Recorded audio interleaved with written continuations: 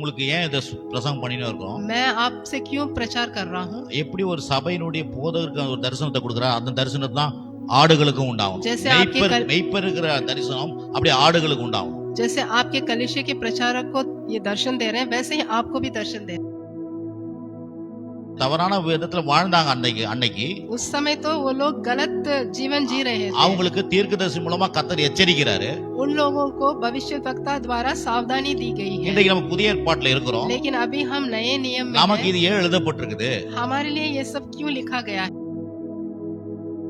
மலை மேல ஏறு, तू चट्टान पर ஏறி चढ़कर, போய் மரங்களை வெட்டி கொண்டு வா, तू चट्टान पर चढ़कर ஆலயத்தை கட்டுங்க, पेड़ काट कर लेके आओ मेरे அது कलीसिया को மேல बनाओ। ஏன் நான் பிரியமா இருக்கிறேன்.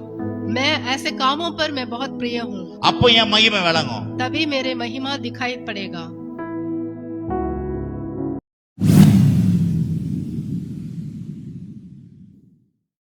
ஆண்டவராகிய இயேசு நாமத்தினால எல்லாரும் வாழ்த்தி வரவேற்கிறேன்.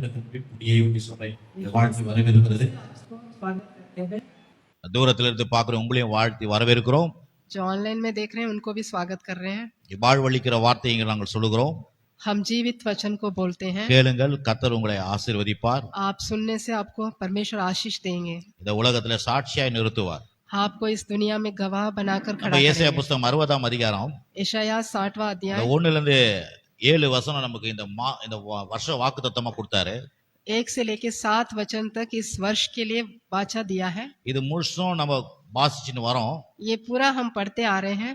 இது என்னன்னா தேவனுடைய ஆலயத்தை பத்தி எப்படி நம்ம இந்த வருஷம் எப்படி இந்த ஆலயத்தை தேவன் விருத்தி அடைவார், வளரச் செய்வார், விருத்தி அடைவார், தேவ ஆளுகை இருக்குன்றது நம்ம பார்த்துன்னு வரோம். हमारे कलीसिया को कैसे बढ़ाएंगे, कैसे वृद्धि करेंगे और इस पर उनका अधिकार कैसा होगा। வளர்ச்சி அடைய வைப்பாராம், इसको விருத்தி அடைய बढ़ाएंगे, வைப்பாராம், वृद्धि करेंगे, தேவனுடைய ஆளுகை இருக்குமா. परमेश्वर का अधिकार इस पर होगा। அப்ப இததான் நம்ம பார்த்துட்டு வரோம். इसी को हम देखते आ रहे இங்க हैं। சொல்லப்படுற காரியம் எல்லாமே தேவனுடைய வார்த்தை எல்லாம் டூ மச் ஓவரா இருக்கும். ये यहाँ पर जो कुछ भी बोला है वो सब बहुत ही अत्यंत है, ஆனா இதெல்லாம் விசுவாசிக்கணும். लेकिन इस पर हम विश्वास करना है। இத நான் இப்ப 2-3 வாரமா என்ன சொல்றேன்னா, 2-3 सप्ताह से हम क्या बोल रहे இந்த हैं। இந்த பழைய ஏற்பாட்டுல மூணு தீர்க்கதரிசன புத்தகத்தை நான் சொன்னேன். நான் पुराने नियम में 3 भविष्यद्वक्ता का किताब मैंने सेपनिया बोला लंदे, था। सेपनिया, ஆகாய், आगाय, பிறகு சகரியா. सगरिया। இத குறித்து நம்ம பாப்போம்னு சொன்னேன். इसके बारे में हम देखेंगे करके मैंने बोला 2 வாரமா அந்த செப்பனியாவுல இருந்து எடுத்து பார்த்தோம். था। पिछले हफ्ता हमने ये सपनिया से देखा था। இன்னைக்கு ஆகாய் புத்தகம் எடுத்துங்க. आज हम आहाय के किताब से देखेंगे। ஆகாய் புத்தகம் எடுத்துங்க. आहाय का किताब निकालेंगे। ஆகாய் புத்தகத்துல 1ஆம் அதிகாரம். हागाय का किताब में 1वां।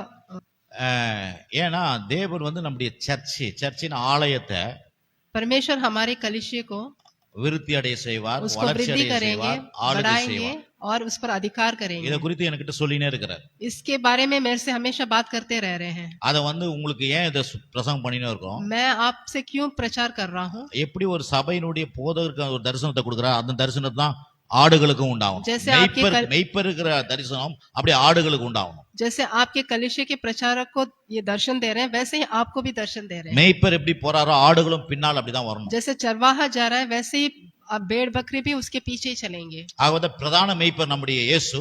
जो प्रथम जो चरवाहा हमारे यीशु मसीह हैं, அவர் சொல்றாரு, वो बोल रहे हैं உலகெங்கும் போய் சர்வ சிருஷ்டிகளுக்கு சுவிசேஷத்தை பிரசங்கம் பண்ணு. सारे संसार में जाके सुसमाचार को सुनाओ।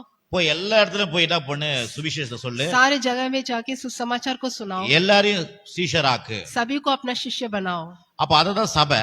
वही कलीसिया है। என்ன பண்ணும், சீஷராக்குற வேலை தான் சபை பண்ணும். कलीसिया का काम भी शिष्य बनाने का काम ही होना चाहिए। அப்படின்னா தேவன் வளர்ச்சியும் விருத்தியும் விரும்புகிறார். परमेश्वर बढ़ोतरी चाहते हैं, वृद्धि चाहते हैं। ஆகவேதான் நான் ஆகாய் புத்தகத்துல अभी हम हागाय का किताब निकालेंगे। 1ஆம் அதிகாரத்துல 3 இருந்து 11 வரைக்கும் வாசிக்கிறேன். उसमें पहला अध्याय பாருங்க. இது எதுக்கு இது எழுதப்பட்டிருக்குதுன்னா, ये किस लिए लिखा गया है। புதிய ஏற்பாட்டுல ஏன் இதை வாசிக்க போறோம்?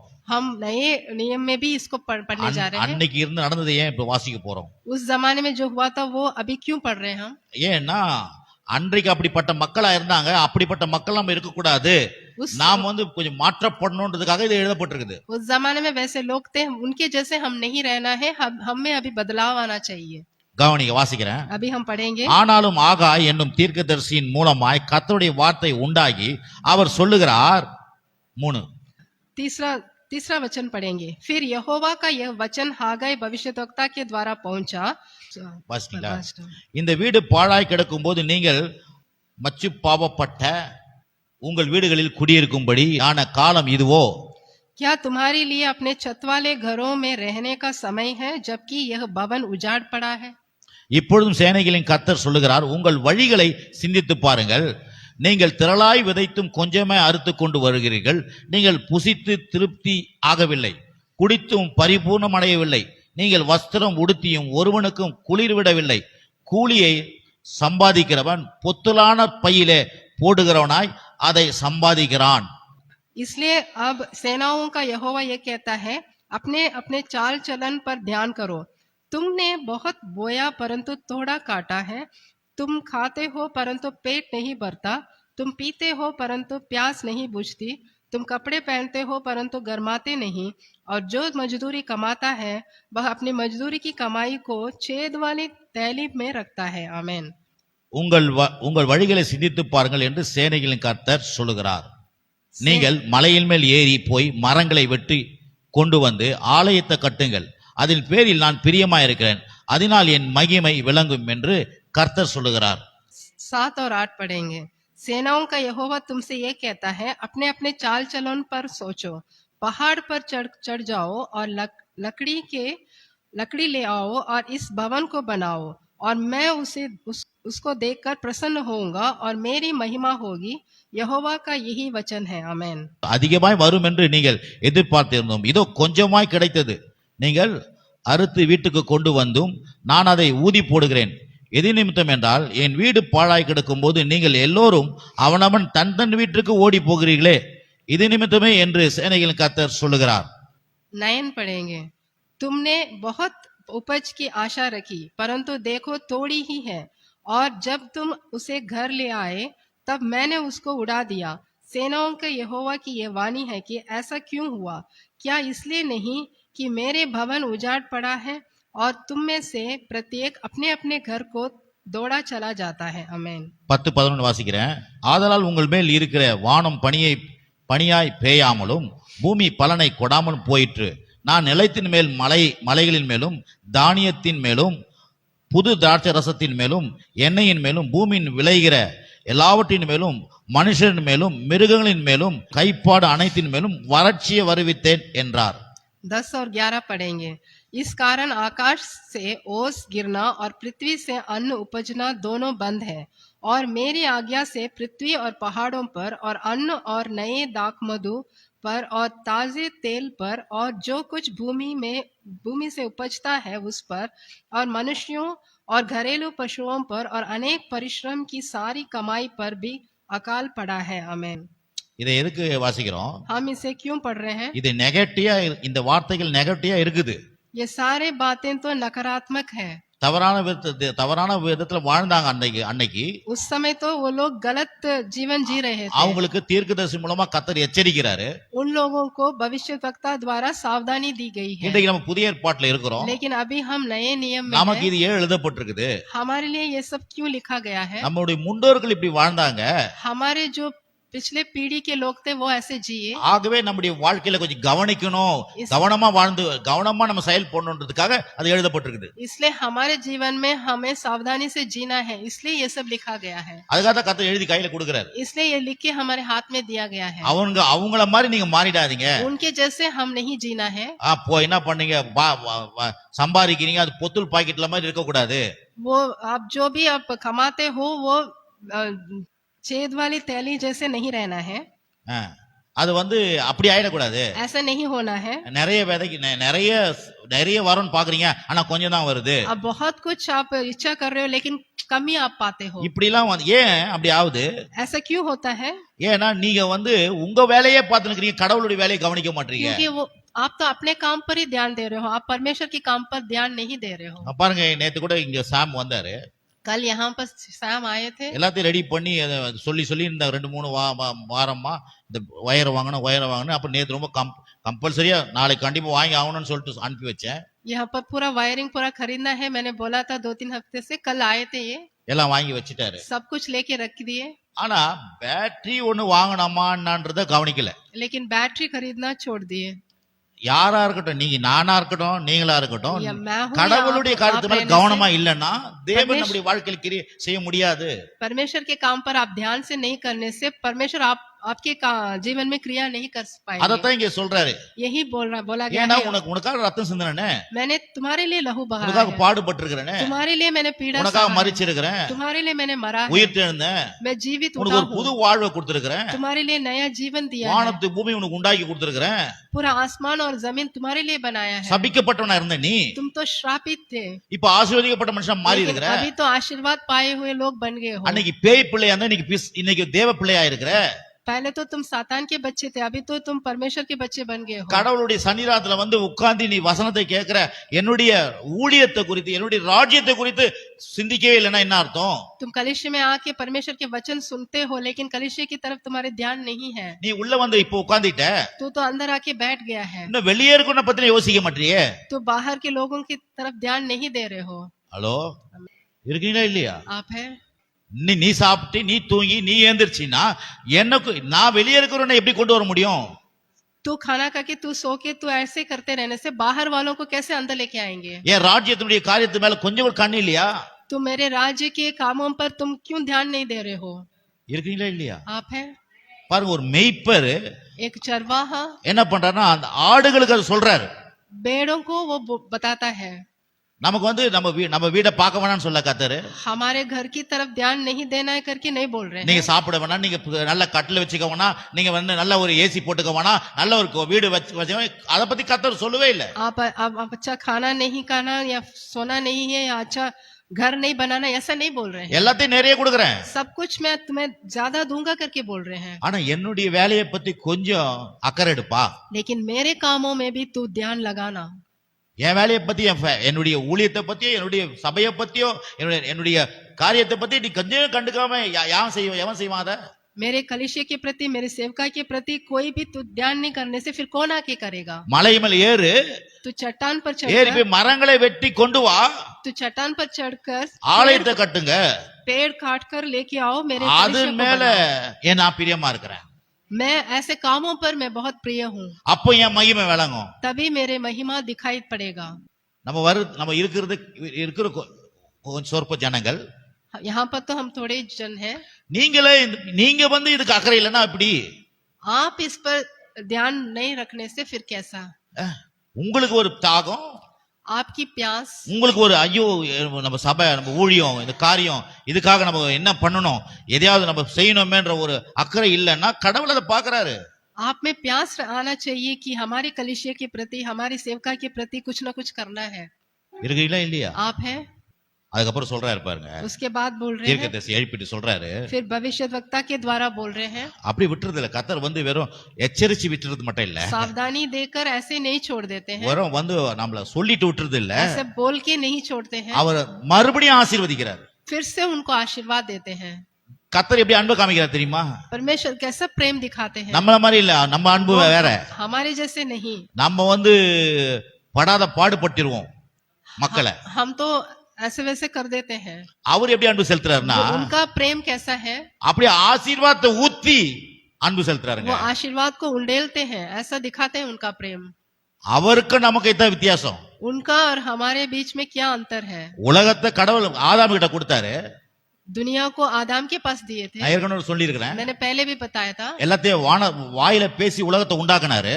मुंह से बोल बोल कर पूरे संसार को रचा था, உங்க கையில கொடுத்துட்டாரு, என் கையில கொடுத்துட்டாரு. वो उसको रचा कर हमारे हाथ में दे दिया। ஆதாம் என்ன பண்ணா, அந்த உலகத்தை பிசாசு கையில கொடுத்துட்டான். आदम क्या किया, वो संसार को शैतान के हाथ में दे दिया। இப்ப ரெண்டாவது என்ன பண்ணாரு கத்தரு? फिर से परमेश्वर क्या किया, மறுபடியும் இந்த உலகத்தை வாங்கி फिर से वो संसार को अपने पास लेकर, ஆதாம் கிட்ட மனு குலத்துக்கிட்ட கொடுக்கறதுக்கு फिर से मनुष्य के पास देने के लिए இப்ப என்ன பண்ணாரு? क्या किए थे? वो அந்த சராசரி பட்ட தேவன் वो पूरे सर्वशक्तिमान प्रभु வெறும் வேடு கொடுக்குற உயிரே கொடுத்தாரு. वो अपना जान ही कुर्बान दिए। தப்பு பண்ணவனுக்கு என்ன பண்ணணும்? जो गलती किए उसके उसके उसके लिए क्या करना था? குறைச்சி தான் செய்யணும். उसके लिए कम ही करना था, ஆனா இப்ப அதிகமா செய்யறாரு. लेकिन उससे भी अधिक किए। अभी புரியுதா நான் சொல்றது? आपको समझ में आया? முதல் வந்து வெறும் ஒரு உலகத்தை கொடுத்தாருங்க. पहले तो सिर्फ संसार बनाकर दिए, இப்ப தப்பு பண்ணி பாவத்துல நிக்கிற பேன் அப்படியே அப்படியே ஆண்டவர்கிட்ட குற்றமா நிக்கிறவனுக்கிட்ட என்ன பண்ணும்? जब गलती करके पापी बन के जब खड़ा था उसको क्या करना था? वो நான் இப்படி சொல்றேன், मैं ऐसे उदाहरण देता ஒரு हूँ। ஏற்கனவே 10,000 ரூபாய் கொடுத்தாரு, पहले तो 10,000 दिए, இப்ப தப்பு பண்ணிட்ட பிறகு अभी गलती करने के बाद என்ன பண்ணுவாங்க? ஒரு கம்பெனில एक कंपनी में क्या करते हैं? ஒன்னு டிக்னிட்டியை குறைச்சிருவாங்க, या फिर आपका पदवी कम कर देंगे, சம்பளத்தை குறைப்பாங்க, இல்ல எதையாவது குறைச்சிருவாங்க. तनख्वाह कम करेंगे, कुछ न कुछ करेंगे, ஏன்னா பனிஷ்மெண்ட். क्योंकि पनिशमेंट देंगे। ஆனா கர்த்தர் என்ன பண்றாரு? लेकिन परमेश्वर क्या करते हैं? முதல் உலகத்தை கொடுத்தாரு, पहले संसार को दिए, இப்போ அவரையே கொடுத்துட்டாரு. अपने आप को सौंप दिया आपके लिए। எல்லாம் ஒரு மாதிரி யோசிக்கிறீங்க, அதெல்லாம் எவ்வளவு பெரிய காரியம் தெரியுமா? वो कितना बड़ा बात बोल रहा हूँ मैं। நீங்க நம்ம என்ன பண்ணுவோம்? हम क्या करेंगे? முதல்ல அதிகமா கொடுப்போம், ரெண்டாவது என்ன पहले பண்ணுவோம்? अधिक குறைச்சிருவோம். देंगे, फिर कम देंगे। ஆனா தேவன் பாருங்க அன்பை எப்படி காமிக்கிறாரு? लेकिन परमेश्वर अपने प्रेम को कैसे दिखा रहे हैं? அவருடைய அன்பை வேற மாதிரி காமிக்கிறாரு. उनके प्रेम को दूसरी तरह से दिखा रहे हैं। அல்லேலூயா. हालेलुया, ஒரு அல்லேலூயா சொல்லுங்களேன். हालेलुया बोलिए। அப்ப பாருங்க, இங்க பாருங்க, சொல்லிட்டாரு, எப்பா எனக்கு எது மேல ஆசை, நீ எல்லாமே இப்படி பண்ற, உன் பாக்கெட்ல பொத்துலா போகுது, நீ வந்து இஷ்டத்துக்கு வாழ்ற, அப்படி இருக்கிற இப்படி இருக்கிற சொல்லிட்டு விட்டுல. तू अपने मनमानी से जी रहा है, तुम्हारे जेब में तो छेद है, तो ऐसे वैसा काम कर रहा है, ऐसे बोल के नहीं छोड़ रहे हैं। இப்ப சொல்றாரு, अभी क्या बोल रहे हैं? 12 இருந்து நீங்க வாசி பாருங்க, 12 वचन से आप पढ़ के வாசி देखने से, பாருங்க, 12 இருந்து வாசிக்கிறேன். அப்பொழுது செயல்தியேலின் குமாரனாகிய செருபாபேலும் யோத்தாக்கின் குமாரனாகிய யெசுவா என்னும் பிரதான ஆசாரியனும் ஜனத்தின் மீதியான அனைவரும் தங்கள் தேவனாய கர்த்தருடைய சத்தத்துக்கும் தங்கள் தேவனாய கர்த்தர் அனுப்பின ஆகாய் என்னும் தீர்க்கதரிசனுடைய வார்த்தைகளுக்கும் செவி கொடுத்தார்கள். ஜனங்கள் கர்த்தருக்கு முன்பாக பயந்து இருந்தார்கள். अब 12 वचन पढ़ेंगे। तब शालतिएल के पुत्र जरुब्बाबेल और यहोसादाक के पुत्र यहोशू महायाजक ने सब बचे हुए लोगों समेत अपने परमेश्वर यहोवा की बात मानी, और जो वचन उनके परमेश्वर यहोवा ने उनसे कहने के लिए हागै भविष्यद्वक्ता को भेज दिया था, और उन्होंने मान लिया, और लोगों ने यहोवा का भय माना। आमीन। அப்பொழுது கர்த்தருடைய தூதனாகிய ஆகாய் கர்த்தர் தூது அனுப்பிய வார்த்தையின்படி ஜனங்களை நோக்கி, நான் உங்களோடு இருக்கிறேன் என்று கர்த்தர் சொல்லுகிறார் என்றான். तब यहोवा के दूत हागै ने यहोवा से आज्ञा पाकर उन लोगों से कहा, यहोवा की यह वाणी है, मैं तुम्हारे संग हूँ। आमीन। பின்பு கர்த்தர் செயல்தியேலின் குமாரனாகிய செருபாபேல் என்னும் யூதாவின் தலைவனுடைய ஆவியும் யோத்தாக்கின் குமாரனாகிய யோசுவா என்னும் பிரதான ஆசாரியனுடைய ஆவியையும் ஜனத்தின் மீதியான எல்லாருடைய ஆவியும் எழுப்பினார். அவர்கள் வந்து தங்கள் தேவனாகிய சேனைகளுடைய கர்த்தரின் ஆலயத்திலே வேலை செய்தார்கள். अब 14 पढ़ेंगे। और यहोवा ने शालतिएल के पुत्र जरुब्बाबेल को, जो यहूदा के अधिपति था, और यहोसादक के पुत्र यहोशू महायाजक को और सब बचे हुए लोगों के मन को उभार कर उत्साह से भर दिया कि वे आकर अपने परमेश्वर सेनाओं के यहोवा के भवन को बनाने में लग गए। आमीन। என்ன கவனிங்க, आप देखिए, சும்மா விட்டுல கர்த்தர் ऐसे नहीं छोड़ அந்த दिया परमेश्वर। ஆகாய் தீர்க்கதரிசி மூலமாக वो हागाई அந்த भविष्यद्वक्ता के பிரதான द्वारा ஆசாரியனையும் वहां पर महायाजक அந்த செயல்தில் குமாரனாகிய செருபாபேலையும் जरुब्बाबेल के द्वारा செயல்பட வைக்கிறாரு. वो काम करवाए। அவங்க மேல தேவ ஆவியை ஊத்து செயல்பட வைக்கிறாரு. उनके ऊपर पवित्र आत्मा को அங்க இருக்க उंडेलकर ஜனங்கள் மேல ஆவியை எழுப்புகிறாரு. वहां पर लोगों के ऊपर काम எழுப்பி कराने लगे। எழுப்பி தன்னுடைய வேலையை செய்ய வைக்கிறாரு. वहां पर वो लोग उठ के अपना काम करने இவ लगे। 15 வசனம், अभी 15 वचन தரியு पढ़ेंगे। ராஜாவின் 2ஆம் வருஷம் 6ஆம் மாதம் 24ஆம் தேதியில இது நடந்தது. यह दारा राजा के राज्य के दूसरे वर्ष के 6वें महीने के 24वें दिन में हुआ। இது 6ஆம் மாதம். ये अभी हमारा भी ये 6वां महीना இது है। என்ன மாதம்? ये कौन सा महीना है हमारा? இது என்ன மாதம்? ये कौन सा महीना है? 6ஆம் மாதம். ये 6वें महीना है। இந்த மாதம் தான் சொல்லுது பாருங்க, வேத வசனம் எப்படி சொல்லுது பாருங்க, 6ஆம் மாதத்துல. पवित्र शास्त्र में बोला गया है 6वां महीना। பிறகு उसके बाद 2ஆம் வசனத்துல 2ஆம் அதிகாரம், उसके बाद दूसरा अध्याय அங்க निकालेंगे। பாருங்க 7ஆம் மாதத்தை பத்தி பேசுது. दूसरा अध्याय में देखिए, சரி அதை விட்டுடுங்க. 5ஆம் வசனம் 5 दूसरा 2 अध्याय 5, நீங்கள் எகிப்திலிருந்து புறப்படுகிற போது நான் உங்களோட கூட உடன்படிக்கை பண்ணி வார்த்தையின்படியே என் ஆவியானவர் உங்கள் நடுவிலே நிலை கொண்டிருப்பார், பயப்படாதீங்கள். दूसरे अध्याय में 5वां वचन पढ़ेंगे। तुम्हारे मिस्र से निकलने के समय जो वाचा मैंने तुमसे बांधी थी, उसी वाचा के अनुसार मेरा आत्मा तुम्हारे बीच में बना है, इसलिए तुम मत डर। இந்த வார்த்தையை நான் 2013ல கொடுத்தேன் வாக்குத்தத்தமா. इस वचन को मैंने 2013 में उस वर्ष का वाचा के रूप में दिया था। இதோட சேர்த்து 19 கொஞ்சம் 19 கீழ் பகுதியை சேர்த்துக்கணும். इसके साथ वो 19वां वचन में थोड़े भाग को मैंने दिया அதுல था। கீழே நான் இன்று முதல் உங்களை ஆசீர்வதிப்பேன் என்று சொல்லுகிறார் என்றான். आज से मैं तुम्हें आशीष दूंगा करके बोल रहे हैं। வாசிங்களா? அது என்னன்னா, நீங்கள் எகிப்திலிருந்து புறப்பட்ட போது நான் உங்களோட கூட 5ஆம் வசனம் உடன்படிக்கை பண்ணின வார்த்தையின்படி என் ஆவியானவர் உங்கள் நடுவிலே நிலை கொண்டிருப்பார், பயப்படாதீங்கள். என் ஆவியானவர் உங்கள் நடுவிலே நிலை கொண்டிருப்பார், பயப்படாதீங்கள். இன்று முதல் நான் உங்களை ஆசீர்வதிப்பேன் அப்படின்னு சொல்லிட்டு அந்த வாக்குத்தத்தத்தை கொடுத்தோம். तुम्हारे मिस्र से निकलने के समय जो वाचा मैंने बांधी थी, उसी वाचा के अनुसार मेरा आत्मा तुम्हारे बीच में बना रहेगा, इसलिए तुम मत डरो। आज से मैं तुम्हें आशीष दूंगा करके मैंने उस 2013 में वाचा दिया था। கர்த்தர் என்ன பண்றாரு? परमेश्वर क्या ஒரு बोल रहे சர்ச்சை हैं? आपके कलिशे को அவருடைய தரிசனத்தின்படி அந்த வார்த்தையின்படி தான் தொடர்ந்து வழிநடத்தினுக்கிறார். अपने वचन के अनुसार ही हमारे अगुवाई कर रहे हैं। அப்ப அதனால தான் நம்ம அந்த வசனத்தை வாசிக்கும் போது கர்த்தர் உடனே என்ன பண்றாரு? இதெல்லாம் ஞாபகப்படுத்துறாரு. ये वचन को जब पढ़ते हैं, ये सब कुछ हमें स्मरण करवा रहे हैं। இப்ப நான் கூட இருக்கிறேன், मैं तुम्हारे संग हूँ, ஆவியானவர் கூட இருக்கிறாரு, पवित्र आत्मा आपके संग நிலை है, கொண்டிருக்கிறாரு, आपके साथ ही है, பயப்படாதீங்க. तुम मत डरो। அது மாத்திரம் இல்ல, इसके கீழே நீங்க अलावा வாசி பாத்தீங்கன்னா அப்படியே 6ஆம் வசனம் எல்லாம் வாசிக்கிறேன் பாருங்க. आप 6 पढ़ने से சேனைகள் கர்த்தர் சொல்லுகிறார், கொஞ்ச காலத்துக்குள்ள இன்னும் ஒரு தரம் நான் வானத்தையும் பூமியும் சமுத்திரத்தையும் வெட்டாந்தரத்தையும் அசைய பண்ணுவேன். வாசிங்க. 6 वचन पढ़ेंगे। क्योंकि सेनाओं का यहोवा ये कहता है, अब थोड़ी ही देर बाकी है कि मैं आकाश और पृथ्वी और समुद्र और स्थल सबको कंपित करूंगा। 7 சகல ஜாதிகளும் அசைய பண்ணுவேன், சகல ஜாதிகளும் விரும்பப்பட்டவர் வருவார், ஆலயத்தின் மகிமையினால் நிறைய பண்ணுவேன் என்று சேனைகளின் கர்த்தர் சொல்லுகிறார். अभी 7वां वचन, और मैं सारी जातियों को हिलाऊंगा और सारी जातियों को मनभावनी वस्तुएं आएंगी, और मैं इस भवन को अपनी महिमा के तेज से भर दूंगा। सेनाओं के यहोवा का यही वचन है। आमीन। 8 வெள்ளி என்னுடையது, பொன்னு என்னுடையது என்று சேனைகள் கர்த்தர் சொல்லுகிறார். 8 में, चांदी तो मेरी है और सोना भी मेरा ही है, सेनाओं के यहोवा की यह वाणी है। आमीन। 9 முந்தின ஆலயத்தின் மகிமையை பார்க்கலாம், இந்த பிந்தின ஆலயத்தின் மகிமை பெரிதா இருக்கும் என்று சேனைகளின் கர்த்தர் சொல்லுகிறார். இவ்விடத்தில் சமாதானத்தை கட்டளையிடுவேன் என்று சேனைகளின் கர்த்தர் உரைக்கிறார் என்று சொல் என்றார். 9वां वचन पढ़ेंगे। इस भवन की पिछली महिमा इसकी पहली महिमा से बड़ी होगी, सेनाओं के यहोवा का यही वचन है, और इस स्थान में मैं शांति दूंगा, सेनाओं के यहोवा की यही वाणी है।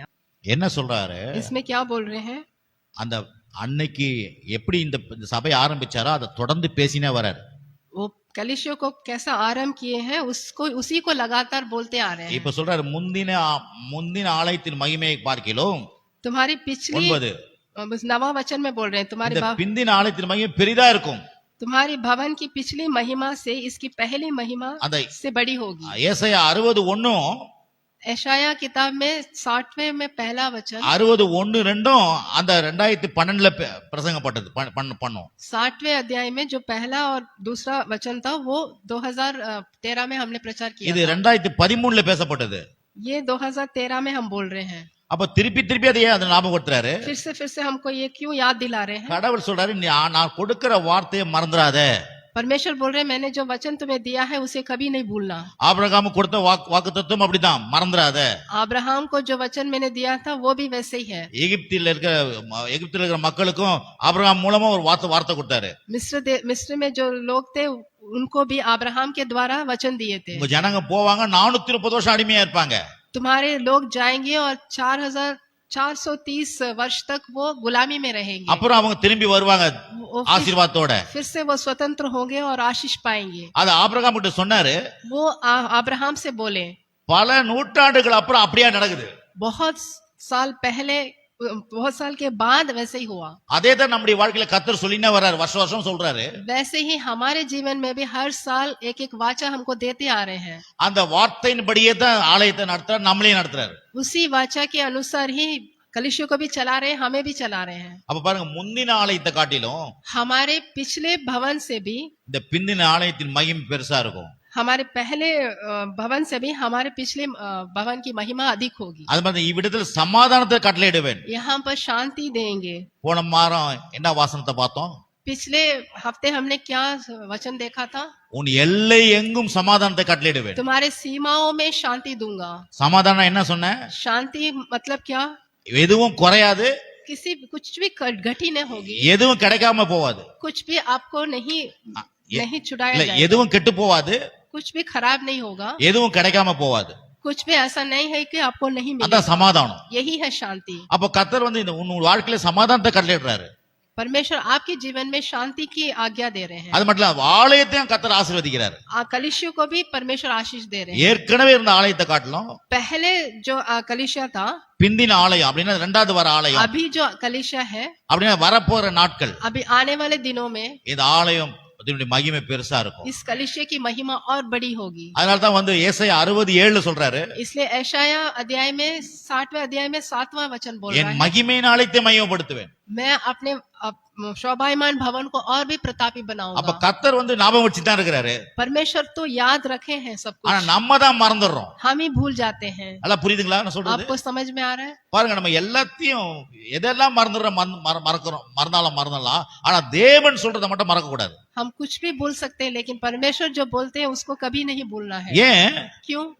தேவன் வந்து அவர் என்ன சொன்னார் அது அப்படி செய்வார். क्योंकि परमेश्वर जो बोलते हैं वो कर दिखाते हैं। இங்க சொல்றாரு பாருங்க, यहाँ पर बोलते हैं 19 களஞ்சியத்தில் இன்னும் விதை தியானம் உண்டோ, திராட்சை செடி அத்தி மரமும் மாதுளை செடியும் ஒலிவ மரமும் கனி கொடுக்கவில்லையோ, நான் இன்று முதல் உங்களை ஆசீர்வதிப்பேன் என்று சொல்லுகிறார்.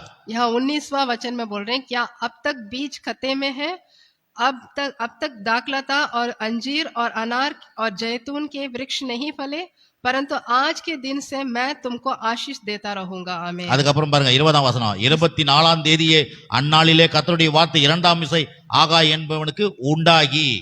उसमें 20वां वचन पढ़ेंगे, उसी महीने में 24वें दिन को दूसरी बार यहोवा का यह वचन हागाई के पास पहुंचा। அதே தான் திருப்பி சொல்றாரு. फिर से वही बात बोल रहे हैं। பிறகு பாரு, யூதாவின் தலைவனாகிய செருபாபேலோட சொல்ல வேண்டியது என்னவென்றால், நான் வானத்தையும் பூமியை அசைய பண்ணி. यहूदा के अधिपति जरुब्बाबेल से यह कर, मैं आकाश और पृथ्वी दोनों को हिलाऊंगा। பாரு, 6ஆம் वचனம் சொல்றாரு, அசைய பண்ணுவேன் அப்படின்றாரு. 6ஆம் छठे वचनத்துல वचन में भी बोल रहे हैं हिलाऊंगा। நான் என்ன கவனிக்க சொல்றேன், मैं आपको क्या देखने के लिए बोल நீங்க रहा हूँ? கடவுளோட நீங்க பைபிள் வாசிக்கும் பொழுது கூட जब आप पवित्र शास्त्र पढ़ते हैं, கர்த்தர் உங்களோட பேசுறத கவனிங்க. परमेश्वर आपसे जो बात कर रहे हैं उस पर ध्यान दीजिए। அந்த அந்த வசனத்தின் அடிப்படையில தான் உங்களை ஆசீர்வதிக்க போறாரு. वो वचन के अनुसार ही आपको आशीष देने பிறகு वाला है। 22ல फिर 22 पढ़ेंगे, ராஜ்யங்களின் சிங்காசனத்தை கவிழ்த்து ஜாதியுடைய ராஜ்யங்களை பலத்தையும் அழித்து ரதத்தையும் அதில் ஏறி வருகிறவர்களையும் கவிழ்த்து போடுவேன். குதிரைகளோடு அவைகள் மேல் ஏறி வருபவரும் அவரவர் தங்கள் தங்கள் சகோதரன் பட்டயத்தினாலே விழுவார்கள். और मैं राज्य की गद्दी को उलट दूंगा, और मैं अन्य जातियों के राज्य का बल तोड़ूंगा, और रथों को चढ़वाइयों समेत उलट दूंगा, और घोड़ों समेत सवार हर एक अपने भाई की तलवार से गिरेंगे। आमीन। என்ன சொல்றாரு? इसमें क्या बोल रहे हैं? உலகத்தெல்லாம் பாக்குறீங்க, ये राज्य को आप देख रहे हैं, அதெல்லாம் பெருசா யோசிக்கிறீங்க, उसको बड़ा देखते हो आप, அதெல்லாம் ஒண்ணு இல்லாத போயிடும். वो सब तो एकदम कुछ भी नहीं होगा। சபையும் சபையுடைய மக்கள் தான் டாப்ல இருப்பாங்க. कलीसिया और कलीसिया के लोग ही उत्तम रहेंगे। அதனால தான் என்ன பண்ணுங்க, ஜனங்களை பார்த்து வெளி மக்களை பார்த்து ஏமாந்துறாதீங்க. इसलिए बाहर के लोगों को देखिए, आप धोखा नहीं खाना। அந்த வெளி மக்களுடைய பிரச்சனை எல்லாம் ஒரு நாள் எல்லாம் ஒண்ணே இல்லாத போகுது. वो बाहर के लोग और उनकी परेशानी तो कुछ भी नहीं होगा, ஆனா நீங்க ஜாக்கிரதையா உள்ளே இருங்க. लेकिन आप अंदर सावधानी से रहना। 23 23 पढ़ेंगे, சேனைகளின் கர்த்தர் சொல்லுகிறார், செயல்தேயின் குமாரனாகிய செருபாபேல் என்னும் என் ஊழியக்காரனே, உன்னை நான் அந்நாளிலே சேர்த்து கொண்டு உன்னை முத்திரை மோதிரமாக வைப்பேன் என்று கர்த்தர் சொல்லுகிறார். सेनाओं के यहोवा की ये वाणी है, उस दिन है शालतिएल के पुत्र मेरे दास जरुब्बाबेल, मैं तुझे लेकर मुहर वाली अंगूठी के समान रखूंगा। यहोवा की ये वाणी है, क्योंकि मैंने तुझी को चुन लिया है। सेनाओं की यहोवा की ये वाणी है। आमीन। நான் உன்னை தெரிந்து கொண்டேன் என்று சேனைகளின் கர்த்தர் உரைக்கிறார் என்று சொல்லி என்றார். मैंने तुझे चुन लिया है, ऐसे सेनाओं की यहोवा बोल रहे हैं करके बोलो बोले। பாருங்க ஆண்டவரு यहाँ अभी நான் உட்கார்ந்துக்கும் परमेश्वर போதெல்லாம் பேசுவாரு. हमसे बोल रहे हैं। நான் கூட व्यसனமா இருப்பேன். मैं कभी कभी उदास बैठता हूँ। என்ன व्यसனம் நமக்கு? हमें क्या उदासी रहता है? காசு பணம் இத பத்திலாம் இல்ல. मैं पैसों के बारे में नहीं सोचती। மக்கள் ரட்சிக்கப்பட்டு வீணா போயிடக்கூடாது. लोग उद्धार पाके वो एकदम बेकार नहीं जाना है। மக்கள் வந்து உலக மக்களை போல வாழக்கூடாது. हमारे लोग तो संसारिक लोग के जैसे नहीं जीना है। மக்கள் வந்து பேருக்கு கிறிஸ்தவங்களா இருக்க கூடாது. वो सिर्फ नाम के लिए मसीही लोग नहीं बनना है। சும்மா இயேசு இயேசுன்னு சொல்லிட்டு எப்படியோ வாழ்ந்துட கூடாது. यीशु मसीह बोल के कैसे कैसे की नहीं रहना है। அவங்கள வந்து வாழ்க்கை வந்து சீரழிஞ்சிட கூடாது. उनका जीवन नाश नहीं होना है। பாருங்க இன்னைக்கு பாருங்க எங்க எங்க எல்லா இடங்கள்லயும் ஜனங்க நிறைஞ்சி இருப்பாங்க. आज तो हर जगह पर लोग भरे हुए रहेंगे। ஆஸ்பத்திரி அப்படியே நச்ச நச்ச நச்சன எத்தனை ஆஸ்பத்திரி கட்டினாலும் இடம் இருக்காது. कितने अस्पताल बनाने से भी सभी में लोग भरे रहेंगे। எங்க அந்த கோர்ட் பாத்தீங்கன்னா கோர்ட்ல கச்ச கச்சன்னு இருக்குது. कोर्ट जाने से कोर्ट में भी लोग भरे हुए रहेंगे। ரயில்வே டிக்கெட் கிடைக்காது. रेलवे स्टेशन में भी टिकट नहीं मिलेगा, उतने भरे हुए। फ्लाइटல போனா फ्लाइटல டிக்கெட் கிடைக்காது. फ्लाइट पे जाना है तो उस पे भी टिकट नहीं मिलता है। எல்லா இடத்துல ரஷ் தான். हर जगह पर लोग भीड़ रहती है। மக்கள் பாருங்க அலைஞ்சி திரிறாங்க. लोग इधर उधर बहुत ही फिरते रहते हैं। வாழ்க்கையில அதான் பாருங்க இப்போ ட்ரெயின் எதுக்கு ஓடுறாங்க வராங்க சொல்லுங்க. हम ट्रेन में क्यों भाग दौड़ करते हैं? இங்க வேலை இல்ல அங்க வேலை, அந்த வேலை இல்ல அங்க வேலை, இங்க திரிறான் மனுஷன். काम के लिए यहाँ वहां जाना, इसके लिए फिरते रहते हैं।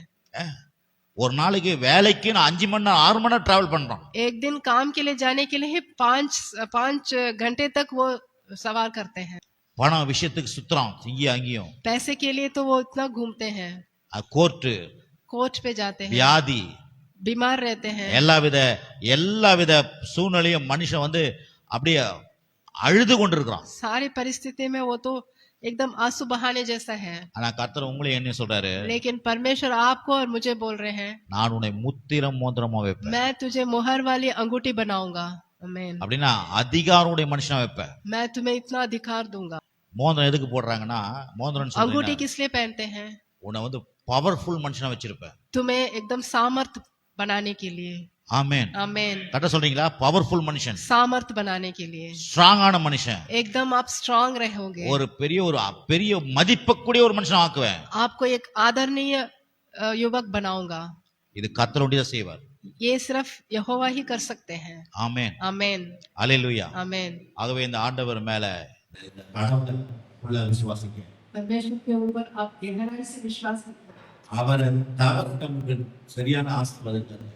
उनके बिना तो कोई और हमें आशीष नहीं दे सकता। வாழ்க்கை எந்த சுத்தினாலும் சரி, आप कहीं भी जीवन में फिरने से இப்படிப்பட்ட ஒரு நல்ல தேவன், நல்ல ஆசீர்வாதம், இப்படிப்பட்ட ஒரு நல்ல வாழ்க்கை எங்கேயுமே கிடைக்காது. परमेश्वर का अच्छा जीवन आपको कहीं नहीं मिलेगा। நீங்க அமெரிக்காக்கு போனாலும் கிடைக்காது, आप अमेरिका जाने से भी नहीं நீங்க मिलेगा, ஆப்பிரிக்காக்கு போனாலும் கிடைக்காது, अफ्रीका जाने से भी नहीं நீங்க मिलेगा, கடலுக்குள்ள போனாலும் கிடைக்காது, आप समुद्र के अंदर जाने से भी வானத்து नहीं மேல मिलेगा, போனாலும் கிடைக்காது. या फिर आकाश में जाने से भी नहीं தேவனுடைய मिलेगा। உறவு, தேவனுடைய ஆசீர்வாதம், परमेश्वर का रिश्ता ही उनका आशीष है। நித்திய ஜீவன், अनंत जीवन, பிற்கால வாழ்க்கை, पिछले जो आने वाले जो जीवन है, புதிய வானம் புதிய பூமி, नया भूमि और नया पृथ्वी बनने वाला है। இத்தனை ஆசீர்வாதமும் ये सब आशीर्वाद கிறிஸ்துக்குள்ளதான் இருக்குது, सिर्फ परमेश्वर के अंदर ही है, இயேசுக்குள்ளதான் இருக்குது, यीशु मसीह के अंदर है, அவருடைய சபைக்குள்ளதான் இருக்குது. उनकी कलिशे में ही है। இந்த ரகசியம் பெருசு. ये बहुत बड़ी रहस्य की பவுல் बात சொல்றாரு है। இந்த ரகசியம் பெருசு. ये बहुत बड़ी रहस्य की बात है। ஆகவேதான் இந்த நம்ம ரொம்ப கவனமா இருக்கணும். इसलिए हमें बहुत ही ध्यान से रहना है। எல்லா மக்களை பார்த்து ஏமாந்துறாதீங்க. सारे संसार के लोगों को देख के आप धोखा नहीं खाना இன்னைக்கு है। கிறிஸ்தவ மக்கள் வந்து யாருமே சாட்சியா சரியா வாழ்றது கிடையாது. ये मसीही लोग भी कोई நிறைய भी பேர் गवाही के जैसा नहीं जी रहे हैं। அவங்க பாட்டுன்னு எப்படி வேணா वो வாழ்ந்துக்கிறேன்றாங்க. अपनी मनमानी से जी रहे हैं। நான் சொல்றேன் எல்லாரும் மாதிரி வாழாதீங்க. उन लोगों के जैसे आप नहीं जीना है। எல்லாரும் வந்து பரலோகத்துக்கு உங்களை கூட்டிட்டு போக மாட்டாங்க. सभी को स्वर्गलोक नहीं लेके जा सकते हैं। ஏசு சொல்ல நான் ஒண்டி தான் உன்னை பரலோகத்துக்கு கூட்டிட்டு போவேன். यीशु मसीह बोल रहे हैं, मैं मैं ही आपको நான் தான் स्वर्गलोक வழி. लेके जाऊंगा, मैं ही मार्ग हूँ। ஆமா பக்கத்துல சேர்ல இருக்கிற பாப்பா அந்த தம்பி இப்படி பண்றாரு, அந்த தம்பி அவரை மாதிரி நம்ம அத பத்தி கேரே பண்ணாதீங்க. अगल बगल के लोग ऐसा कर रहे वैसे कर रहे, उसके तरफ आप ध्यान नहीं देना है। எப்படி இயேசுவை பின்பற்றுங்க. सिर्फ यीशु मसीह को ही आप, அவர் எப்போதும் பிதாவின் குரலை கேட்டு பிதாவின் சித்தத்தை செஞ்சாரு. जैसे यीशु मसीह अपने पिता के आवाज सुनकर उनके जैसे उन्होंने किया था। இயேசுவை ஃபாலோ பண்ணுங்க. आप यीशु मसीह को ही आप फॉलो करना है। உங்க பக்கத்துல இருக்கிற விசுவாசியை ஃபாலோ பண்ணாதீங்க. आप अपने बगल के विश्वासी को नहीं फॉलो करना है। உங்க பக்கத்துல வீட்ல இருக்கிற கிறிஸ்தவங்களை ஃபாலோ பண்ணாதீங்க. आपके बगल में जो मसीही लोग हैं उनकी तरफ भी नहीं देखना है। இயேசு பிதாவை எப்படி கனம் பண்ணாரோ அப்படி கனம் பண்ணுங்க. यीशु मसीह अपने पिता को कैसे आदर दिए वैसे आप देना है यीशु मसीह को। ஆமென். आमेन। இயேசு கிட்ட தான் ஸ்திரீகள் போய் அவருக்கு ஊழியம் பண்ணாங்க. यीशु मसीह के पास ही स्त्री लोग भी जाके सेवकाई किए। நீங்கள் இயேசுக்கு ஊழியம் செய்கிற ஒரு ஸ்திரீகளா இருங்க. आप भी यीशु मसीह के सेवकाई करने की स्त्री बनिए। பக்கத்துல இருக்க கெட்ட ஸ்திரீ இந்த சபைக்கு வந்தோம் விசுவாசியா இருந்து விசுவாசி இல்லாத இப்படி ரெண்டாட்டம் போடுற இந்த ஸ்திரீகளை போல இருக்காதீங்க. जो संसारिक लोग हैं जो विश्वास करते हैं एक दिन नहीं करते, ऐसे नहीं रहना है। ஹலோ, आमेन। இருக்கிறீங்களா? आप है? அப்புறம் பாத்துக்கலாம் ஹalleluya அப்படின்ட்டு அப்படிலாம் இல்ல. हालेलुया बोल के फिर बाद में देखेंगे करके चले जाते हैं ना, ऐसे नहीं रहना है। கடவுளை கனப்படுத்துகிற மக்களோட கூட சேருங்க. उनकी महिमा करने जैसे लोगों के साथ आप मिलना है। ஜெபம் பண்ணலாமா? अभी हम प्रार्थना करेंगे। praise the lord. ஸ்தோத்திரம். கர்த்தர் நல்லவர். praise the lord. hallelujah. கர்த்தர் நமக்கு சுகத்தை கொடுப்பார், ஆரோக்கியத்தை கொடுப்பார். परमेश्वर हमको चंगाई देंगे, आरोग्य देंगे, தீர்க்காயுசோட இருப்பீங்க. हमें दीर्घायु देंगे। உங்களுடைய மகிமையின் ஆலயத்தை மகிமைப்படுத்துவார். मैं अपने शोभायमान भवन को प्रतापी बनाऊंगा बोले थे। இந்த சபை இந்த ஊழியெல்லாம் மகிமைப்படும். ये कलीसिया और सेवकाई भी महिमित होगा। அவர் சொல்லி இருக்கிறார், परमेश्वर ने बोला है, அதை அவர் செய்வார். वो निश्चय करेंगे। ஆமென். आमेन। ஜெபம் பண்ணுவோம். अभी हम प्रार्थना करेंगे। அன்பின் பிதாவே, நல்ல வேளைக்காக துதிக்கிறோம். प्रेमी परमेश्वर, अच्छे समय के लिए धन्यवाद। கர்த்தராகிய இயேசுவின் நாமத்தினாலே यीशु मसीह के नाम இந்த சமூகத்துல வருகிறோம். आपके सम्मुख में आ रहे வந்த हैं। ஒவ்வொருவரையும் கர்த்தர் ஆசீர்வதிங்க. आए हुए एक एक लोग को भी आप आशीष இந்த दीजिए। வேத வசனங்கள் அவருடைய உள்ளத்தை நிரப்பட்டும். ये पवित्र के वचन एक एक के दिल को भी भरे। இன்றைக்கு அவர்கள் கர்த்தாவே இந்த பழைய ஏற்பாட்டு மக்களைப் போல இல்லாமல் ये पुराने नियम के लोगों के जैसे वो नहीं रहना है। இன்றைக்கு தேவன் எனக்கு கொடுக்கப்படும் இந்த வாழ்க்கையில நான் வெற்றியுள்ள மனுஷனா வாழ வேண்டும் என்ற விருப்பத்தை அவளுக்கு தருவீராக. परमेश्वर ने जो जीवन हमें दिया है उसमें हम जीत पाना है करके वो इच्छा उनके हृदय पर रखिए पिता। தேவனுக்காக நான் வாழ வேண்டும் என்ற விருப்பம் வாஞ்சை ஜனங்களுக்கு தருவீராக. परमेश्वर के लिए हम जीना है करके वो इच्छा उनके हृदय पर रखिए। கனி கொடுக்கிற ஒரு வாழ்க்கையை வாழ கர்த்தர் கிருபை செய்வீர். फलवंत जीवन जीना है करके उनके अंदर एक सोच आना है। ஜனங்களுக்குள்ள ஒரு ஆண்டவரே பார்த்தோம் தேவ ஆவியானவர் எழுப்ப பண்ணினார் சொல்லப்பட்டிருக்குது. पवित्र आत्मा के द्वारा लोग उठे करके उस वचन में बोला गया है। அப்படியே இங்க இருக்கிற மக்களை கர்த்தர் எழும்ப பண்ணுவீரா. ऐसे ही यहाँ के लोगों को भी परमेश्वर उठाए। தேவனுக்காக எழும்ப பண்ணுவீரா. परमेश्वर के लिए उठाए। தேவனுடைய ராஜ்யத்துக்காக எழும்ப பண்ணுவீரா. उनके राज्य के लिए उठाए। தேவனுடைய சித்தத்துக்காக ஜனங்களை எழும்ப பண்ணுவீரா. उनके इच्छा उनके उद्देश्य के लिए लोग उठे। குடும்பமாய் கர்த்தாவே எழும்ப பண்ணுவீராக. परिवार सहित लोग आए। நன்றி ஆண்டவர். आमेन। ஆவியானவர் கிரியை செய்யுங்கப்பா. पवित्र आत्मा आप कार्य करिए। அவருடைய வாழ்க்கையில அன்றைக்கு நாங்க வேதத்துல பாக்குறோம் அந்த அந்த சபையில எழுந்து கிரியை செய்தது போல இந்த சபையில எழும்பி கிரியை செய்யும்படியா ஜெபிக்கிறோம். हमने देखा था वो पुराने नियम में वो कलीसिया में सब लोग उठ के काम किए, वैसे ही इस कलीसिया में भी लोग उठ के काम करने लगे। நீர் என்னோட கூட பேசுனதை ஏன் இந்த சபை மக்கள் ஆண்டவரே உம்முடைய ஆடுகளுக்கு நான் தெரிவித்திருக்கிறேன். आपने जो मेरे से बोला था मैंने अपने भेड़ों को बोला है। அங்கே அப்பா தீர்க்கதரிசிகள் செருபாபேல் எல்லாரும் மேல ஆவியான இறங்கி ஜனங்கள் மேல இறங்கினது போல இந்த இடத்துல இறங்கும்படியா ஜெபிக்கிறேன். जहाँ वहां पर जैसे तीर्थदर्शी के ऊपर और महायाजक के ऊपर पवित्र आत्मा उतरा था वैसे यहाँ के लोगों के ऊपर पवित्र आत्मा उतरे। இவர்கள் இந்த சபையின் ஊழியங்கள் காரியங்கள் கூட இந்த ஊழியத்தோட கூட எல்லாரும் இணைவார்களாக. सब लोग यहाँ पर भी सेवकाई में कलीसिया के कामों में सब मिलजुल कर काम करें। அவருடைய வருமானங்களை ஆசீர்வதிப்பீராக. उनके तनख्वाह को आशीर्वाद दीजिए। குடும்பங்களை ஆசீர்வதிப்பீராக. उनके परिवार को आशीष दीजिए। இன்று முதல் உன்னை ஆசீர்வதிப்பேன்னு சொன்னீங்களே, आज से मैं तुम्हें आशीष दूंगा करके आपने बोला था। இன்று முதல் அவளை ஆசீர்வதிப்பீராக. आज से आप उन लोगों को आशीष दीजिए पिता। முத்திரம் மோதிரமாய் வைப்பீராக. मुहर वाली अंगूठी जैसा उसके समान बनाइए पिता। அப்படி செய்வதற்காக आपने ऐसा किया है उसके लिए धन्यवाद। இயேசுவின் நாமத்தினாலே यीशु के नाम से ஜெபிக்கிறோம். हम प्रार्थना करते हैं। நல்ல பிதாவே, आमीन। நம்முடைய கர்த்தராகிய இயேசு கிறிஸ்துவின் கிருபையும் பிதாவாகிய தேவனுடைய அன்பும் பரிசுத்த ஆவியின் ஐக்கியமும் சமாதானமும் இன்றைக்கு என்றைக்கும் சதா காலம் நம்மளோடு இருப்பதாக. ஆமென்.